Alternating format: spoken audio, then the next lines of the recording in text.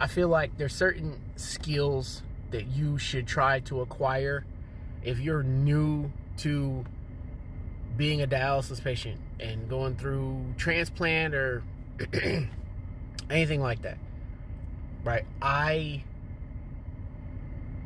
believe that if you are a person that does not know how to deal with disappointment very well, that is a skill that I would seriously consider trying to develop, because during this, you are going to experience a lot of disappointment, regardless of how toxically positive people try to be. There's a lot of disappointment that you're going to face. So a suggestion is try to develop mentally the ability to deal with setbacks and things that the things that are ultimately not gonna go wrong, because there's a lot of things that are gonna go wrong with this entire process. It is not a seamless, easy transition dealing with transplant coordinators and like weirdness at dialysis centers and people not really understanding what's happening to you.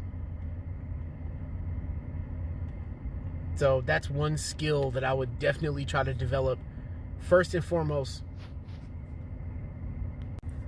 dealing with anger is another one. You're going to get a lot of people that are going to sell you this dream that dialysis and kidney disease and all of this stuff that's happening to you is just this magical experience, and you should be so grateful to have been blessed with the gift of illness.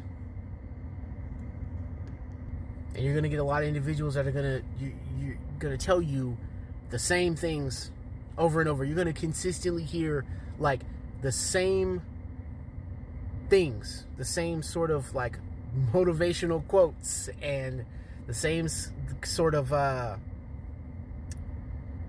like glad handing and pacification.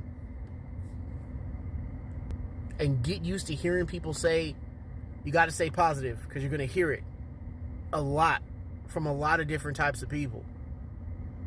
One skill that would be good to develop is being able to deal with intense feelings of sadness. I have been more sad about this. I have shed more tears than I have in the history of my existence on this planet Earth.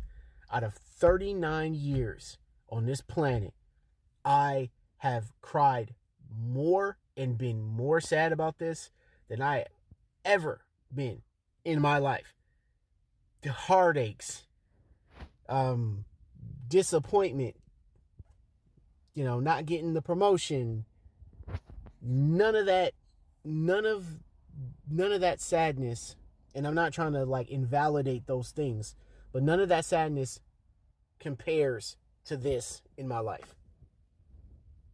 Dealing with individuals that don't care about your suffering, transplant coordinators, people in the dialysis centers, people who their job is to care, just don't. And that can be deeply saddening when you're trying to get a transplant and all you want to do is feel better. And you have all these individuals around you just telling you to just be happy all the time.